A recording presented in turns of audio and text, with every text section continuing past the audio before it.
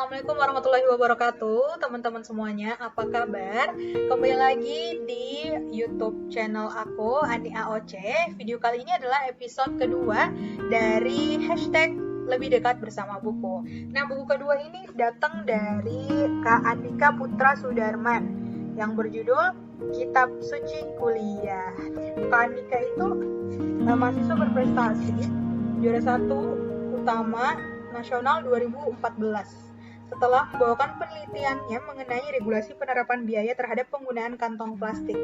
Jadi teman-teman yang ada di wilayah Bogor atau wilayah dekat-dekat sono harus bayar plastiknya kalau misalnya belanja nih gara-gara Kak Andika nih. Tapi nggak apa-apa lah ya guys.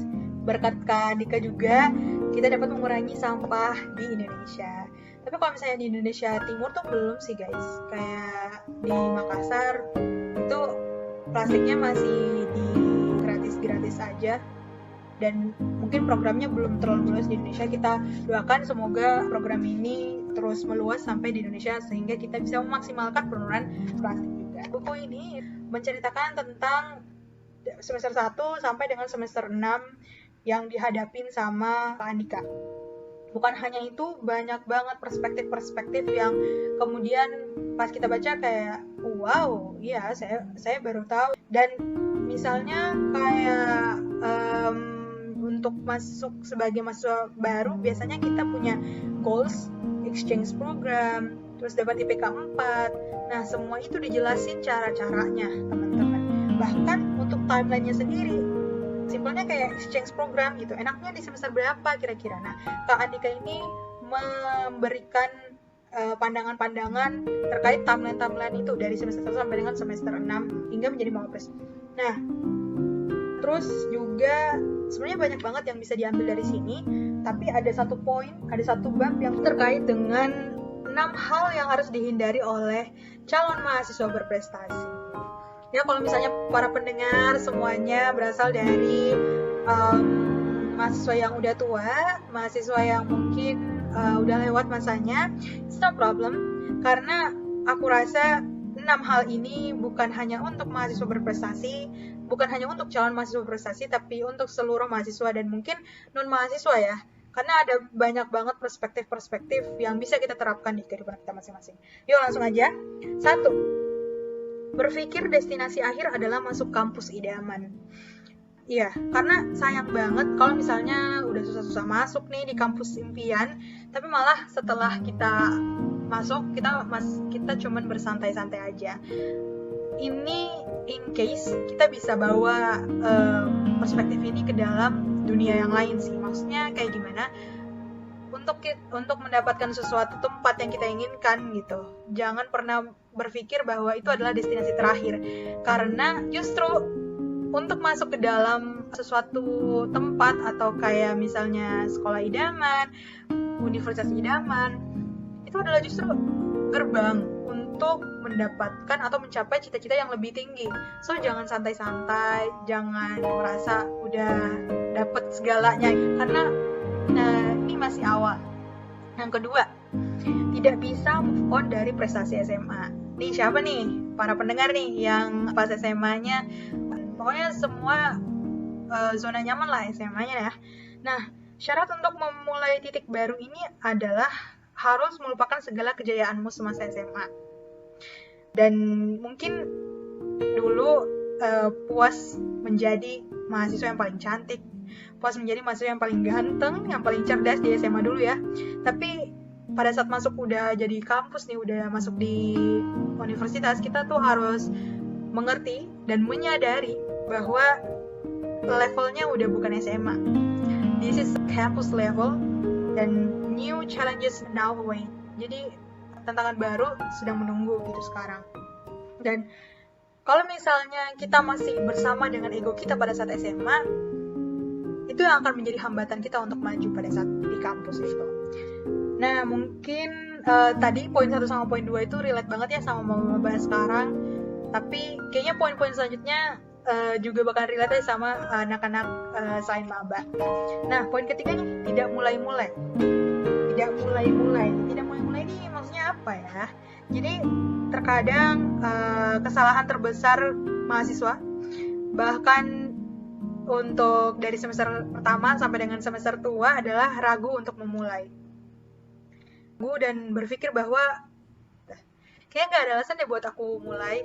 Terus ya udah nggak mulai. Akhirnya opportunity yang datang ke kita itu tidak kita manfaatkan dengan sebaik-baiknya. Dan harusnya mungkin ini untuk anak-anak baba, kalau misalnya sesuatu ada opportunities, ya udah lanjut, langsung gas aja, kata Kak Andika di sini ya. Langsung daftar aja, langsung hadir aja. Nanti pada saat di dalam, kalian bakal mengamati sesuatu hal yang baru. Intinya pada saat opportunity itu datang, setidaknya kalian merasakan terlebih dahulu. Tapi ini mungkin lebih relate ke anak maba lagi ya. Kita coba deh ke poin selanjutnya. Poin selanjutnya adalah putus asa atau justru membakar habis semua bensin di awal. Jadi terkadang sulit, biasanya menjadi hambatan bagi banyak orang itu adalah kurang tekun untuk melanjutkan apa yang sudah dimulai. Nah ini relate banget nih sama kita semua ya. Banyak dari kita, termasuk aku mungkin ya, kurang tekun untuk melanjutkan apa yang sudah dimulai.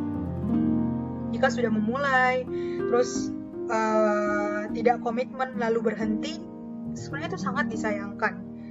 Karena kalau cepat putus asa dalam mengerjakan sesuatu, itu kita sama aja dengan tidak percaya akan ada yang namanya proses. Padahal dalam proses menuju kesuksesan itu pasti ada yang namanya naik turun. Terkadang pas kita udah capek dan mau berhenti, satu langkah ke depan lagi itu adalah tahap kesuksesan kita sebenarnya. So, mari yuk selesaikan apa yang kita mulai. Oke, lanjut.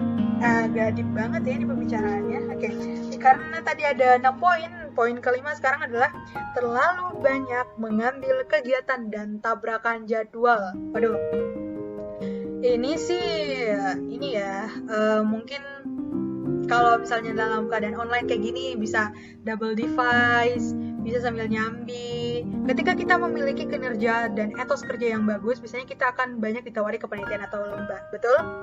Betul. Disinilah kita harus belajar untuk menolak tawaran. Yuk belajar menolak tawaran. Akan ada banyak sekali tawaran tidak penting yang menghabiskan waktu.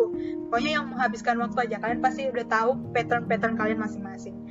Dan oleh karena itu, kalian harus tahu bahwa tawaran itu manfaatnya kayak gimana, timelinenya kayak gimana, dari tanggal berapa sampai tanggal berapa, dari bulan berapa sampai bulan berapa. Setelah itu, kita harus memilih, mempertimbangkan.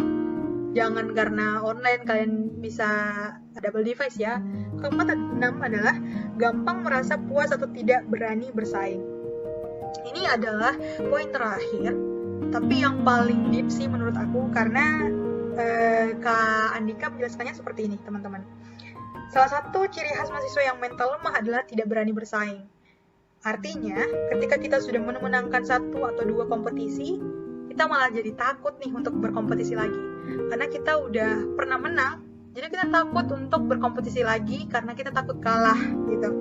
Padahal dengan kita merasa sudah cukup berprestasi, merasa sudah menjadi yang terbaik, apalagi merasa paling takut bersaing, itu adalah halangan yang sangat berbahaya untuk menjadi sukses di kehidupan nyata, bukan hanya di kehidupan kampus.